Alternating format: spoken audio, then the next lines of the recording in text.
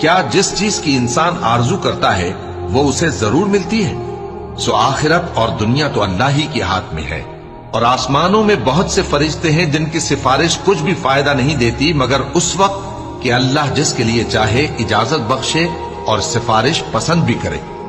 جو لوگ آخرت پر ایمان نہیں لاتے وہ فرشتوں کو لڑکیوں کے نام سے موسوم کرتے ہیں، حالانکہ ان کو اس کی کچھ خبر نہیں۔ وہ صرف خیال و گمان پر چلتے ہیں، جبکہ خیال و گمان حق کے مقابلے میں کچھ کام نہیں آتا۔